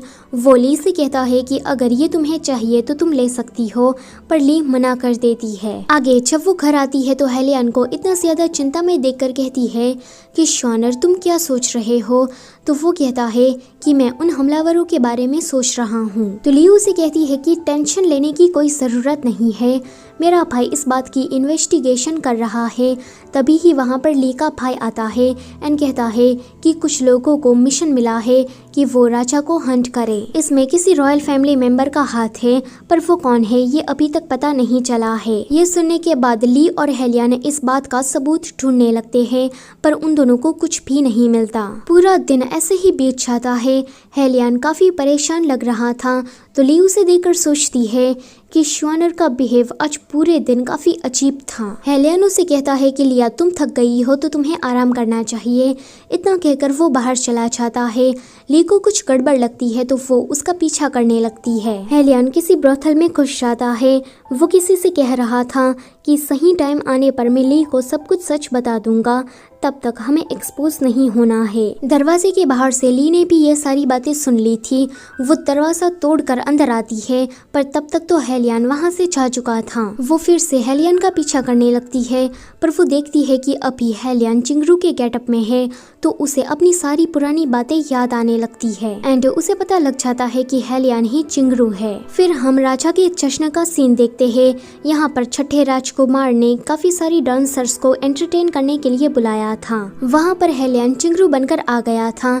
जब एक लड़की राजा के नजदीक जाने की कोशिश करती है तो वो समझ जाता है कि यही लड़की राजा को नुकसान पहुंचाने वाली है, इसलिए वो गलत धुन बजाता है, जिससे सभी का ध्यान भटकता है एंड गार्ड्स को पता लग जाता है कि ये सारी डांसर्स राजा को मारने के लिए आई है। अगले सीन में हेलियन राजमहल को छोड़कर जा रहा था और पीछे से अनाउंसमेंट हो रही थी कि छठे राजकुमार को राजा को मारने के जुर्म में डिथ्रोन किया जाता है और उसे आजीवन कारावास की सजा होती है। हेलियन भागकर ली के पास आता है तो ली उसे कहती है कि तुमने मुझसे झूठ कहा, सब कुछ झूठ था, तुम शुरुआत से ही मेरे साथ मजाक कर रहे थे। हेलियन उसे कहता है कि मैं मानता हूँ कि मैंने तुमसे झूठ बोला है, पर पहले तुम मेरी बात को सुन लो। शुरुआत में मैंने ये सब कुछ अपने लिए किया था, पर तुम्हारे आने के बाद मैं चिंगरू तुम्हें प्रोटेक्ट करने के लिए बना। ली उसे कहती है कि प्रोटेक्ट करने के बहुत सारे तरीके हैं, पर नहीं, तुमने तो मुझे चीट किया। वेडिंग नाइट के दिन भी तुमने मुझे बेहोश कर दिया था, क्योंकि तुम्हें लग रहा था कि मैं जनरल लैंगशाओ की बेटी हूँ,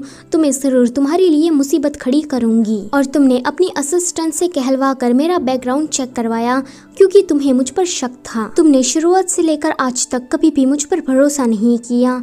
हेलियन उसकी क्लोज आने लगता है तो ली अपनी तलवार बाहर निकाल देती है। हेलियन उसे कहता है कि अगर तुम्हें ये लगता है कि मैं गलत हूँ तो तुम मुझे अभी मार सकती हो।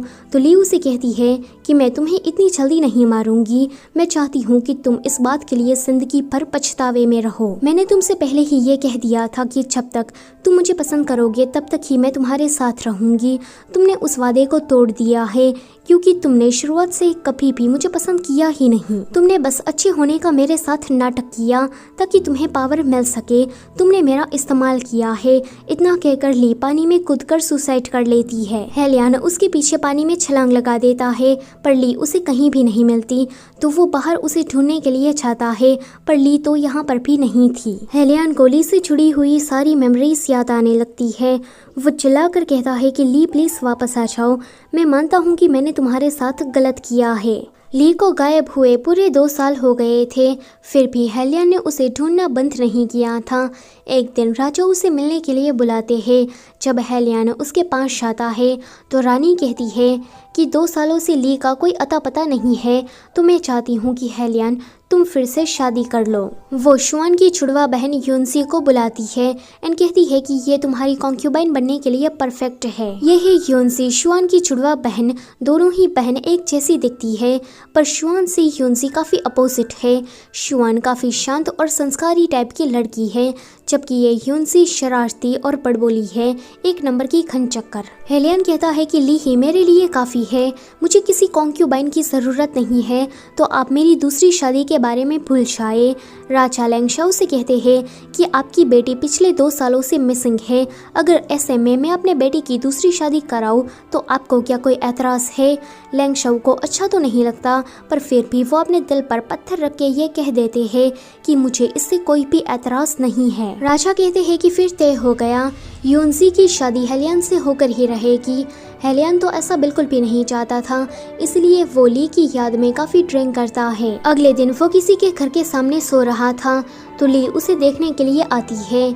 यहाँ पर हम ली की बात करें तो वो हेलियन से इस वजह से दूर हुई क्योंकि वो दोबारा हर्ट नहीं होना चाहती। तीसरे राजकुमार के साथ उसका प्यार में कोई अच्छा एक्सपीरियंस रहा नहीं, ऊपर से तीसरे राजकुमार ने उसे एक दर्दनाक मौत दी, जिस वजह से ली नहीं चाहती कि दोबारा भी उसके साथ ऐसा कुछ हो। ली ये सब कुछ सोचने के बाद हेलियन को छोड़कर जा रही थी, पर वो सुनती है कि हेलियन नींद में बड़बड़ा रहा है कि लिया प्लीज मुझे छोड़कर मत जाओ। अगले सीन में हेलियन अपने मेंशन में सो रहा था, तो यूतू नाम का एक सर्वेंट उसे कहता है कि तीसरा राजकुमार कुछ आदमियों को लेकर यहाँ पर आया है। तीसरा राजकुमार आते ही सीधा हेलियन के घर की तलाशी करने लगता है, क्योंकि उसका ये कहना था कि हेलियन दुश्मनों से मिला हुआ है। जैसे ही तीसरे राजकुमार को एक एविडेंस मिलता है, तो वो हेलियन को पकड़कर राजा के सामने लेकर जाता है। फिर हमें बताया जाता है कि वो जो सर्वेंट था यूतू, वो और तीसरा राजकुमार दोनों ही मिले हुए हैं। यहाँ राजा हेलियन से कह रहे थे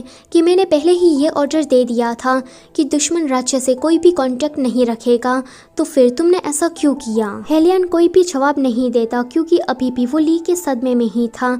ये देखकर राजा को उस पर बहुत ही ज्यादा गुस्सा आता है एंड वो उसे डीथ्रोन करके उसका सर कलम करने की सजा देते हैं। फिर तो कैपिटल में ये गॉसिप चलने लगती है और ली को भी इसके बारे में पता लग जाता है। ली को उसके लिए बुरा लग रहा था कि तभी ही हेलियन का मासूम सा चेहरा उसकी आंखों के सामने आ जाता है एंड वो ठान लेती है कि हेलियन को वो बचा कर रहेगी। ली शुआन के पास जाकर उसे काफी डरा धमका कर पूछती है कि हेलियन के साथ ये सब कुछ किसने किया है।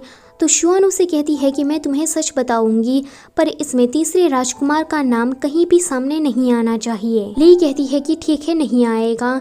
तो शुआन उसे सच बता देती है कि तीसरे राजकुमार ने ही यूतू नाम के सर्वेंट के साथ मिलकर हेलियन को फंसाया है। अगले सीन में ली राजा के पास जाती है, तो राजा उसे कहते हैं कि पिछले 2 सालों से तुम कहाँ गायब थी। मुझे तो ऐसा लगता था कि तुम मर चुकी हो, पर तुम तो जिंदा हो। अगर तुम जिंदा ही थी तो तुम्हें मेरे बेटे के पास वापस लौटकर आ जाना चाहिए था। ली उसे कहती है कि मैं यहाँ पर आपको एक सच बताने के लिए आई हूँ।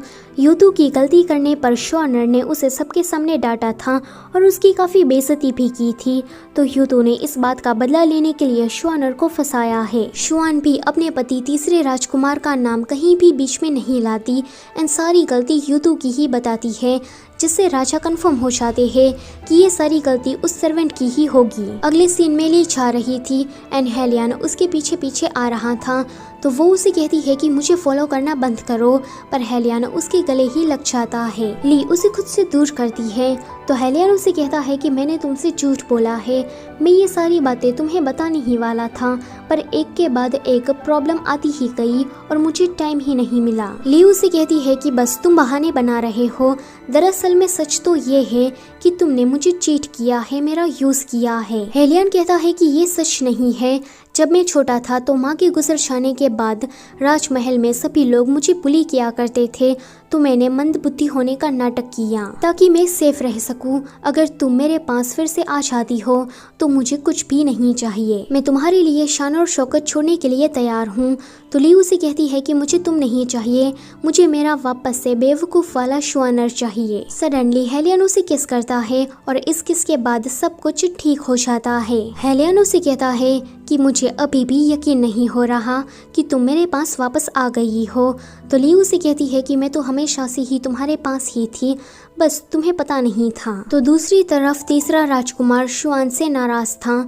तो शुआन उसे कहती है कि मुझे मजबूरी में सच बताना पड़ा क्योंकि ली ने मुझे काफी डराया था। अगले दिन रानी प्राइम मिनिस्टर से कह रही थी कि आपकी बेटी युनसी की शादी में हेलियन से करवाना चाहती हूँ, पर जरा उसे तो देखो, वो कितनी एरोगेंट है, हर दिन नया बखेड़ा खड़ा करती है। आप जरा उसे तमीज सिखाओ। प्राइम मिनिस्टर रानी के सामने काफी हम्बल तरीके से बात कर रहे थे। दूर से ये दोनों उस पर नजर रखे हुए थे। ली कहती है कि ये दोनों इस तरह से कैसे बात कर रहे थे, इन दोनों के बीच में आखिर में चल क्या रहा है। तो यहाँ हेलियन वो सस्पिशियस तरीके से उन दोनों को देख रहा था। आगे ये दोनों राजा के पास जाते हैं। तो राजा उसे कहते हैं कि 3 दिनों के बाद हेलियन की शादी युनसी से हो जाएगी।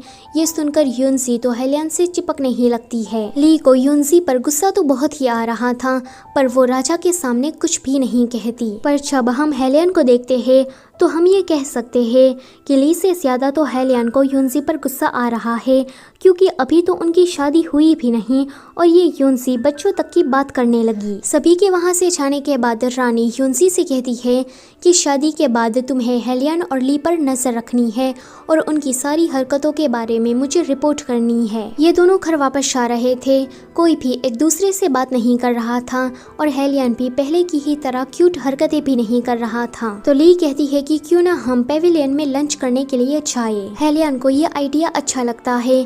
जब वो दोनों पेविलियन में एंटर कर रहे थे कि तभी ही हेलियन की नजर बाइमो के राजकुमार के ऊपर पड़ती है। हेलियन सोचता है कि ये तो समय से पहले ही हमारे कैपिटल में आ गया है। बाइमो का राजकुमार वेटर से बदतमीजी कर रहा था। तो ली को ये देखकर उस पर गुस्सा आ जाता है। ली उनके मैटर में बीच में पड़ती उससे पहले ही कोई तीसरा पर्सन आकर बाइमो के राजकुमार से झगड़ा करने लगता है। बाइमो का राजकुमार भी उस बंदे से तंग आकर उस पेविलियन को छोड़कर ही चला जाता है। अगले दिन वो राजा से मिलने के लिए इंपीरियल कोर्ट में जाता है। यहाँ पर तीसरे राजकुमार और बाइमो के राजकुमार को देखकर हम पता लगा सकते हैं कि इनके बीच में कुछ तो चल रहा है। वैसे बाइमो के राजकुमार का नाम होशी है। यान राज्य और बाइमो राज्य दोनों ही आपस में पड़ोसी देश है, तो इनके बीच में अच्छे संबंध होना जरूरी है। इसलिए राजा होशी से कहते हैं कि अगर तुम्हारी कोई इच्छा है तो मुझे बताओ, मैं उसे पूरी करने की कोशिश करूंगा। होशी कहता है कि आप मेरे लिए अच्छी सी वाइफ ढूंढ दीजिए। तो राजा भी इसके लिए मान जाते हैं। यहाँ हेलियन के घर पर युनसी आकर तमाशा खड़ा करने लगती है। वो जबरदस्ती घर के अंदर घुस रही थी, तो नौकर उसे रोकने की ट्राई करते हैं। युनसी गुस्से में एक नौकर को चाटा लगाकर कहती है कि मैं हेलियन की कॉन्क्यूबाइन हूँ, तो तुम मुझसे थोड़ा तमीज से बात करो। तो ली बाहर आकर कहती है कि अभी तुम्हारी शादी हुई नहीं है, तो मेरे ख्याल से तुम तमीज की बात ना करो तो ही अच्छा है। युनसी उसे कहती है कि अभी तो तुम हेलियन की कॉन्सर्ट हो, इसलिए इतना हवा में उड़ रही हो, पर देख लेना मेरे आने के बाद हेलियन मुझे अपनी कॉन्सर्ट बनाएगा और तुम्हें अपनी कॉन्क्यूबाइन बनाएगा। फिर देख लेना मैं तुम्हें रोज बुली करूंगी। वैसे भी ये घर तो हेलियन का है, तो मैं जब चाहे यहाँ पर आ सकती हूँ। तो अंदर से हेलियन उसे कहता है कि गेट आउट। ली कहती है कि सुन लिया, अब निकलो यहाँ से। होशी तीसरे राजकुमार से मिलने के लिए आया था। वो अपनी टाइप के बारे में उसे बता रहा था कि वहाँ पर शुआन आती है।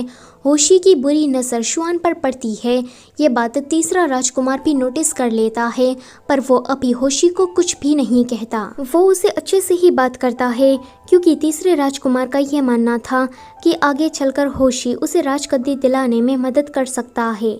अगले दिन होशी ने शुआन को किडनैप कर लिया था, तो तीसरा राजकुमार उसके पीछे जाता है।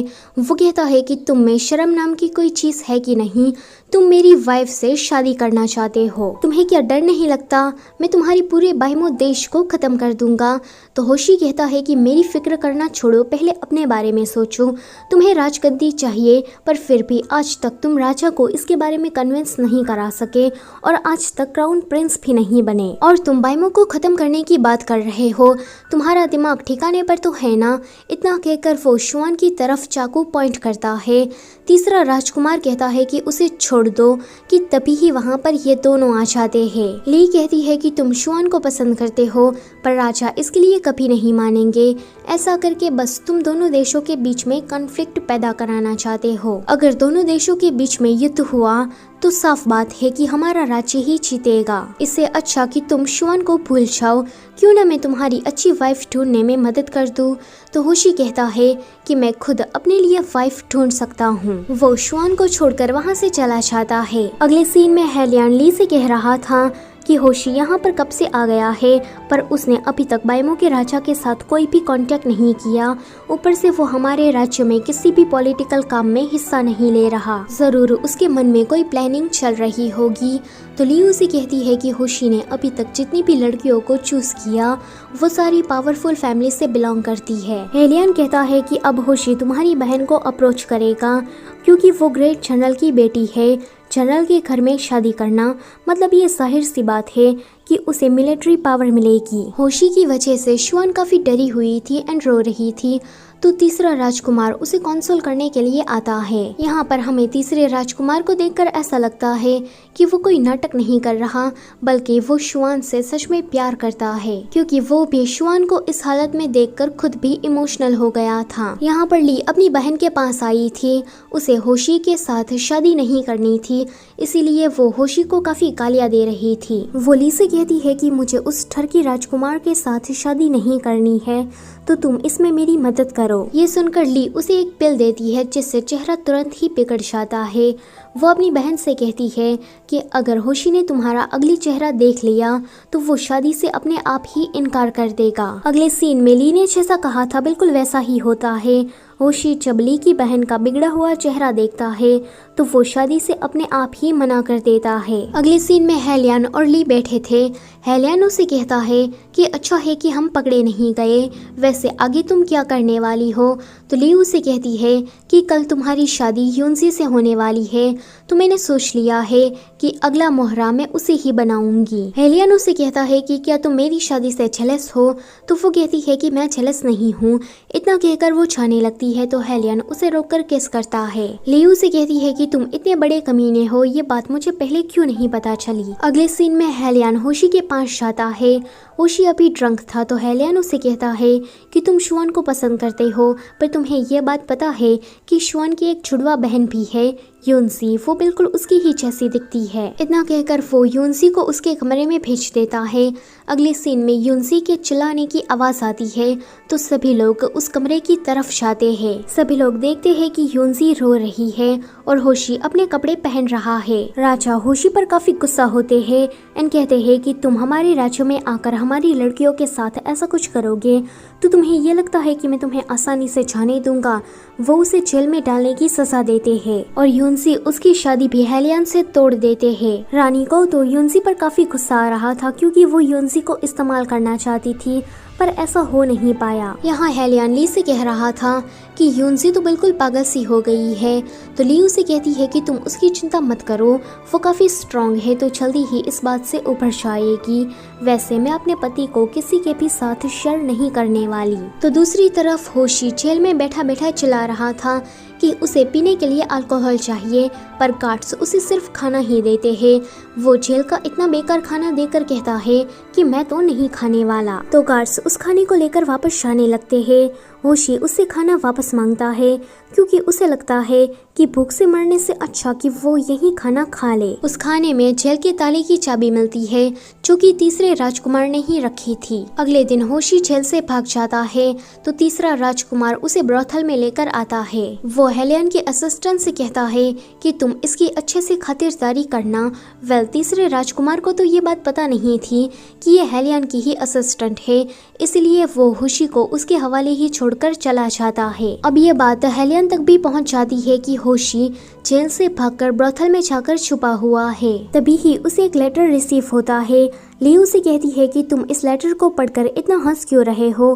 तो वो कहता है कि जिसने मुझे चीन बचाना सिखाया, ये लेटर उसी मास्टर का है। वो अभी बाइमो में है तो उसने कहा है कि होशी एक नंबर का गुंडा है, उसे जेल में बंद मत रखना और उसे मारने की भी कोशिश मत करना। उसे सेफली यान राज्य से जाने देना, क्योंकि बाइमो ने सरहद पर अपनी टुकड़ी को भेज दिया है। अगर होशी को कुछ भी हुआ तो वो लोग जंग का ऐलान कर देंगे। ली कहती है कि फिर तो हमें होशी को यहाँ से जल्द जल्द से जल्द भेजना होगा। हेलियन कहता है कि हाँ, पर कैसे? तो वो कहती है कि इसके लिए मेरे पास एक प्लान है। वो लोग फिर से राज्य में ऐसी झूठी अफवाह फैला देते हैं कि प्लेग फिर से आ गया है। राजा हेलियन और ली को मिलने के लिए बुलाते हैं एंड कहते हैं कि प्लेग फिर से आ गया है। पिछली बार तुम दोनों ने प्लेग को हटाया था, तो इस बार भी तुम लोग ही इसकी जिम्मेदारी लोगे। हेलियन फिर से उसे आइसोलेशन वाला आइडिया देता है, क्योंकि पिछली बार भी यही आइडिया काम किया था, तो राजा उसे इसकी परमिशन दे देते हैं। अगले सीन में हेलियन और ली के कहने पर कैपिटल में जितने भी लोगों को खांसी, फीवर, कफ था, उनको आइसोलेशन में रखा जा रहा था। ये लोग उसी ब्रोथल में आते हैं जहाँ पर होशी रुका हुआ था। ये लोग यहाँ पर बीमार लोगों को पकड़ने के लिए आए थे एंड इस ब्रोथल को बंद करने की भी बात कर रहे थे। तो दूर से ये सारी बातें होशी सुन लेता है। होशी को भी प्लेग के नाम से डर लग जाता है कि कहीं उसे कुछ होना चाहिए, इसीलिए वो उसी पल दुम दबाकर इस राज्य को छोड़कर अपने राज्य बाइमो में भाग जाता है। कुछ दिनों के बाद प्लेग कंट्रोल में आ जाता है। जब तीसरे राजकुमार को ये पता लगता है कि होशी यहाँ से भाग गया है, तो वो काफी गुस्सा करता है एंड कहता है कि उस कमीने के लिए मैंने कितना कुछ किया, पर वो मेरे किसी भी काम नहीं आया। होशी के वहाँ से जाने के बाद ये दोनों अपनी डेट पर आते हैं। हेलियन पहले की ही तरह क्यूट एक्ट कर रहा था, जिसे देखकर ली भी खुश हो जाती है एंड सोचती है कि अब सब ठीक हो गया है। पर ऐसा नहीं था। रानी को खबर मिलती है कि हेलियन के अंकल उसे मिलने के लिए आए हैं, तो उसके अंकल का नाम सुनकर रानी की तो हवाइयाँ ही उड़ जाती है। यहाँ पर हेलियन और ली दोनों ही अंकल की अच्छे से खातिरदारी कर रहे थे। अंकल भी काफी खुश थे। वो ली को एक गिफ्ट देते हैं जो कि हेलियन की ही माँ का था। अंकल को देखकर हमें ऐसा लगता है कि वो हेलियन को कुछ बताना चाहते हैं, पर वो उसे कुछ भी नहीं कहते एंड हेलियन भी ये बात नोटिस कर लेता है। जब अंकल वहाँ से जा रहे थे तो हेलियन उसके पीछे पीछे जाता है, पर तभी ही अंकल को कोई मार देता है।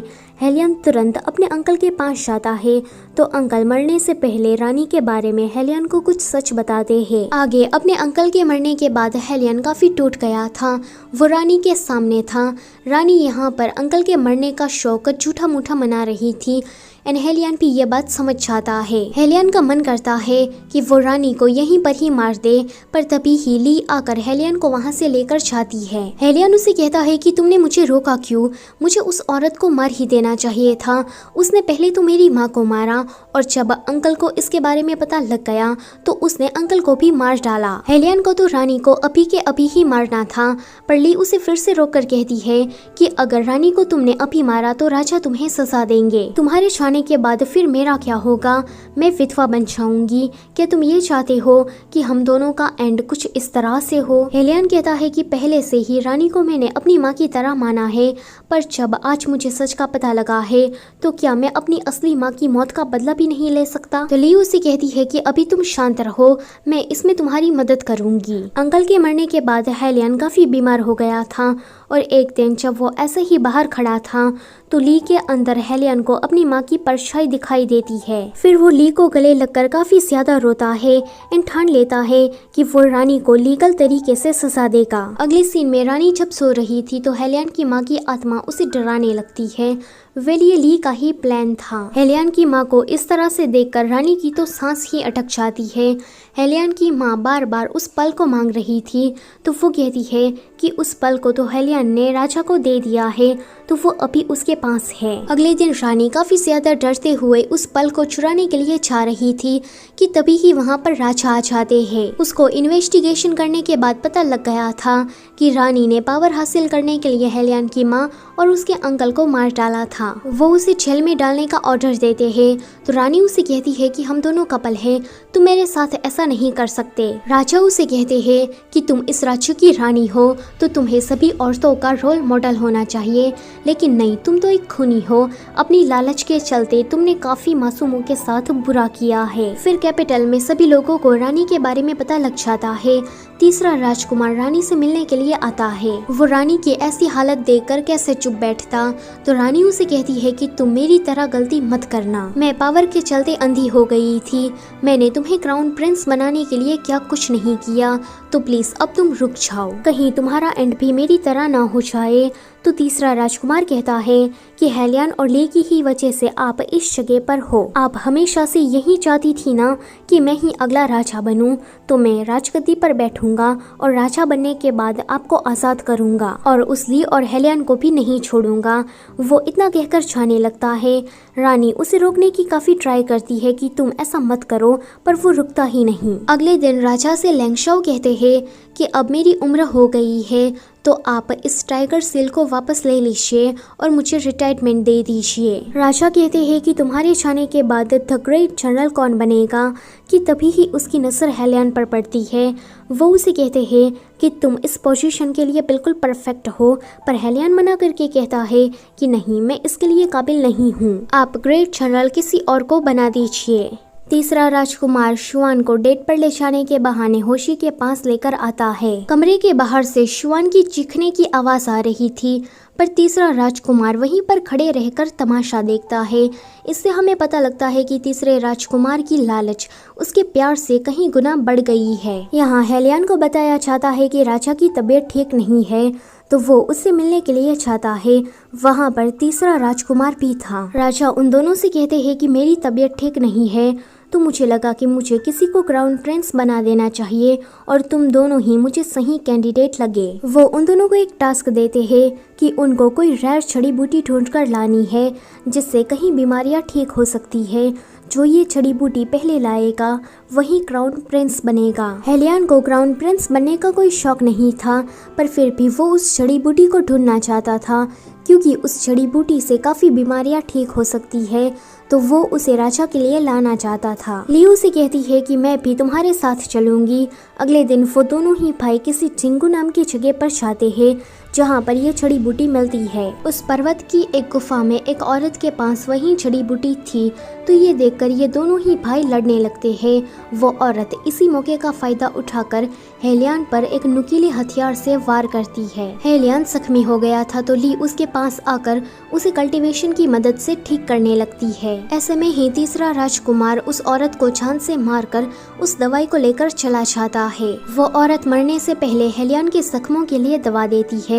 ली से पूछती है कि तुम क्या आची हो। लियू से पूछती है कि तुम कौन हो और तुम आची को कैसे जानती हो, तो वो कहती है कि मैं उसकी माँ हूँ। फैमिली प्रॉब्लम की वजह से मैंने आची को खुद से दूर कर दिया था। ली बचपन से ही पहाड़ों में रहती आ रही है। जब आज उसे पता लगता है कि उसकी कोई माँ भी है, तो उसे काफी खुशी मिलती है। हेलियन जो कि दूर से ही उन दोनों की बातें सुन रहा था, वो ये सब कुछ जानकर काफी शॉक्ड होता है। ली के लिए यह बात जितनी खुशी की थी उतनी ही गम की थी, क्योंकि अभी अभी तो उसकी माँ उसे मिली थी और उसी पल उसकी माँ उसे छोड़कर चली जाती है। आगे वो दोनों ली की माँ को एक अच्छी सी जगह पर दफनाते हैं।